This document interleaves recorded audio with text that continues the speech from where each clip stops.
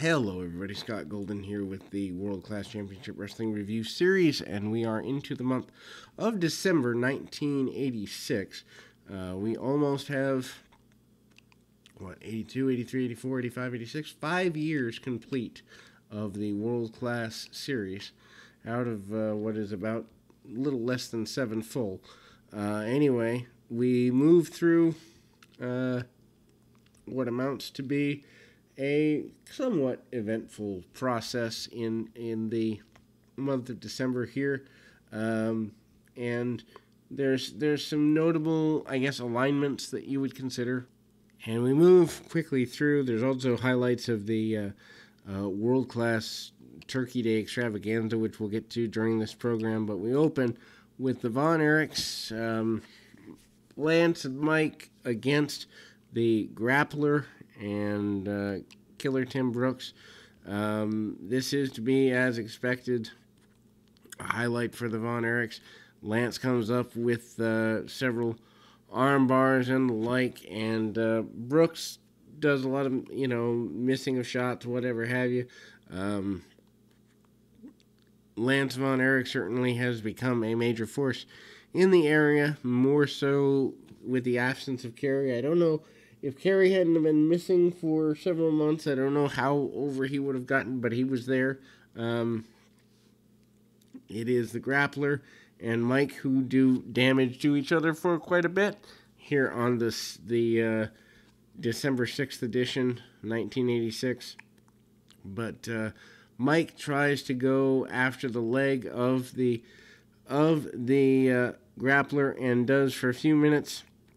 Tag back off to Lance Von Erich, and then they brawl for a little bit.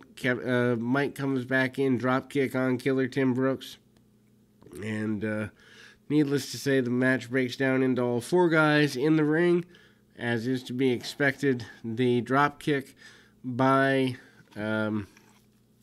Lance from the top rope leads to the victory for the Von Erichs. Then we move to Master G versus Mark Youngblood. We do not see as much of Mark's partner in the last couple of weeks.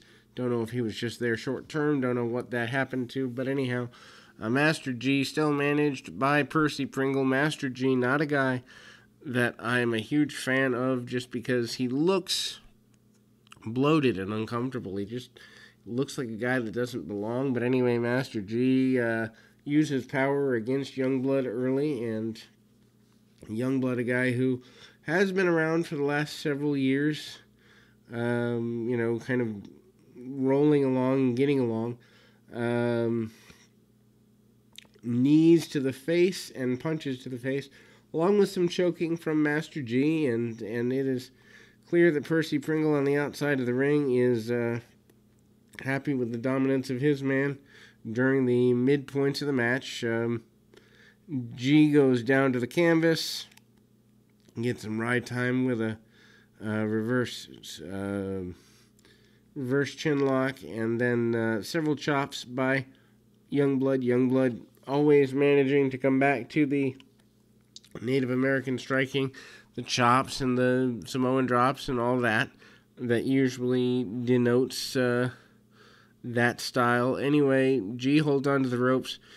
Big miss of a drop kick by Youngblood, which causes G to gain an advantage. Shoulder tackle out of nowhere. Meanwhile, Percy Pringle with his cane says that he will outsmart everybody. Rolls up and through. 1, 2, and 3. And your victor is Master G. Interview time. This time, relatively new tag team. Dingo Warrior and Tony Atlas talk about getting revenge on the Pringle dynasty. Bourne and Sawyer, among others, and certainly Matt Bourne and Black Bart. Also, the team that they will face in the main event today. Tony Atlas talks about wanting to get his hands on Abdullah the Butcher. Talks about the Butcher being a fat, out-of-shape guy. Says he can curl things larger than Abdullah the Butcher. Really, Tony Atlas puts himself over as a major strength force to be handled, and the Warrior and Atlas kind of teased getting the American Tag Team Championship somewhere down the road. Don't really commit to it, but they tease it anyway. Then we go to Al Madril and Brad Batten. As to be expected, Madril uses whatever underhanded tactics he can to get things going his way. Of course, he's back here and has his, I guess you'd say, renewed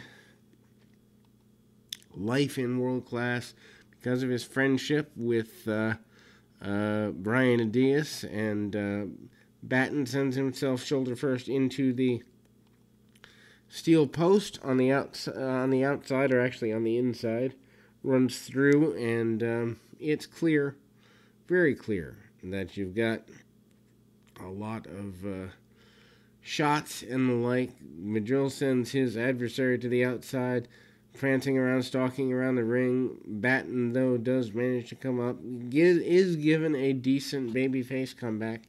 But Madril obviously is going to use whatever he can, including sending his adversary out through the middle rope. No disqualification there. And trying to get an advantage.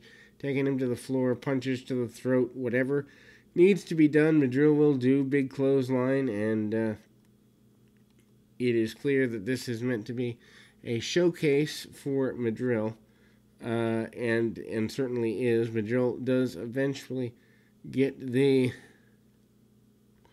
victory before beating up on an official, among other things, and needless to say, Madril is looking lethal. We go to highlights of the Turkey Day Spectacular, I assume Thanksgiving Eve or something like that. Highlights include Kevin Von Erich defeating Black Bart in a rematch for the WCWA Championship. Also, we see Al Madril with a roll of quarters handed to him by Brian Adias, defeating Kevin in another match on the same night. Also a swap of holds as Fritz Von Erich agrees via a coin flip to let Abdullah the Butcher put his I guess Middle African sleeper hold on him. Bruiser Brody runs down to try and get revenge. There is talk that if Brody defeats Butcher on Christmas night, that there will be no more Gary Hart being able to manage in Texas. Then we move to the main event, Matt Bourne and Black Bart versus the Dingo Warrior and Tony Atlas.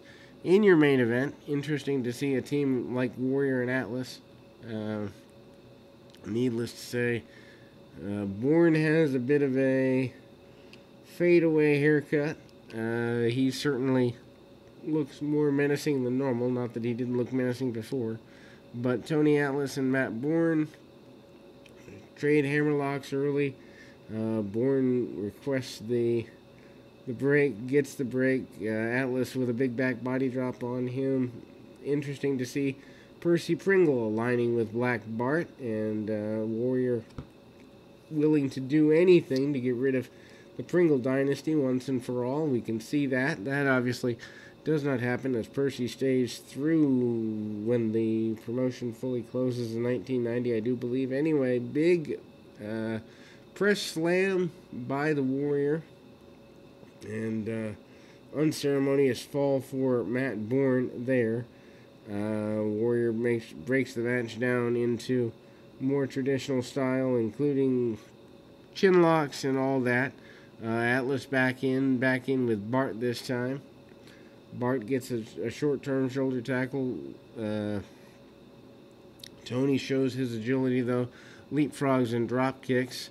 They cut the ring off on the Warrior, which is a bit of a surprise. I only say that's a surprise because usually expecting the Warrior to sell is not something we do, but it is what we do here in world class at this particular juncture. Warrior had to learn to sell somewhere. I suppose this would be as good a time as any.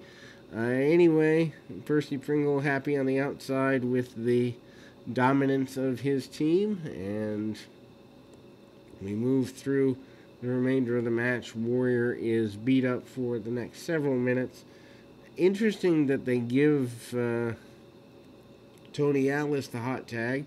Usually you would expect, with Warrior being the guy that they want to, feature, that Atlas would not be the one to get the hot tag.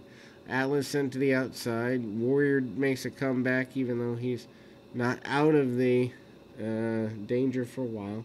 Heels beat up on the Warrior for several minutes, and it is Percy Pringle getting right in the Warrior's face. Needless to say, it is a bit of a Donnybrook, and Atlas and the Warrior get your victory. Very close to the close of the program. Warrior fights back, gets kind of double teamed a bit, but Warrior does lead to the victory for his team. We'll be back with more of December right after this.